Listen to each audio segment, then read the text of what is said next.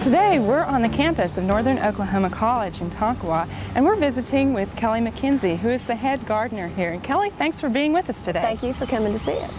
Well, we're here because NOC is one of the newest members of the Oklahoma Botanical Garden and Arboretum, which is a network of botanical gardens and arboretums across the state of Oklahoma.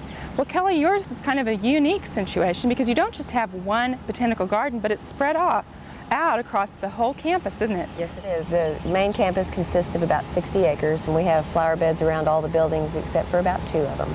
Okay, well, we're standing here at the gazebo, and this is one of your really nice flower beds. This is a perennial bed that you put in, and how long has it been here? It's been here about 6 years, and right now this is the only perennial bed that we have on campus. Okay, well, we've got some interesting flowers here, and let's take a look over here. This is a nice one, and it obviously does well in the heat. And what is this? This is our balloon flower. Okay, and it's got the nice, because of the name, the nice balloons on it here. And over here you've got this nice white liatris here, and it's just beautiful right now. I've been really pleased with this particular plant. It just performs very well every year. Well, you said this was your only perennial garden, but you have used a lot of trees and shrubs. And here at your Performing Arts Center, you've done a nice job around it. And what kind of plant materials have you used, Kelley? We used a lot of evergreens, and for fall color we have the Amur maples, and we chose the green Japanese maples instead of the red ones to look better against the brick.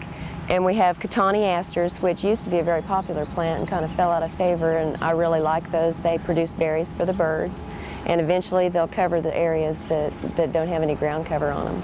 Okay. Well, you've done a nice job, and sometimes landscaping in a public place can be kind of a difficult job.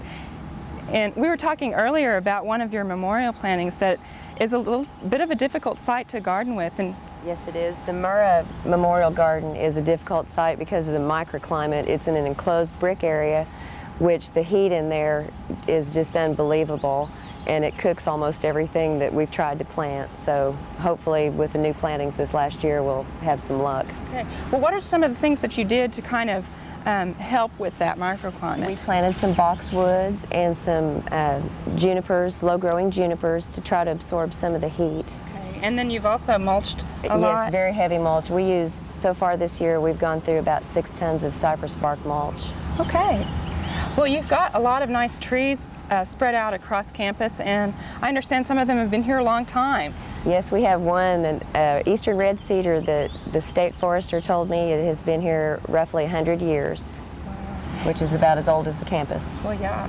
Now, this is a lot of area. You don't do this all on your own, do you? No, I usually get a student worker or two, and then there's also Ivan Osborne is the head of our grounds department, and his assistant is Kent Brown, and they do the tree trimming and keep the grass clipped. Okay.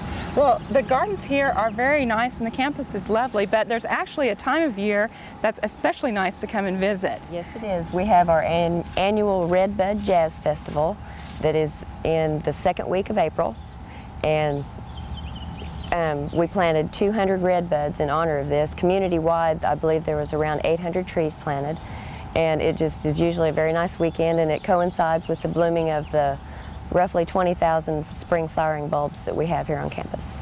Okay. Well, thank you so much for showing us around, Kelley, and we'll have to come and see it in the spring when all those bulbs are blooming. That would be wonderful, and I look forward to seeing you then. Okay.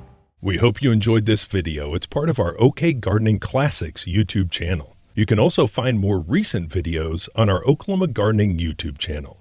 And join us on social media for great gardening tips, photos, and discussion.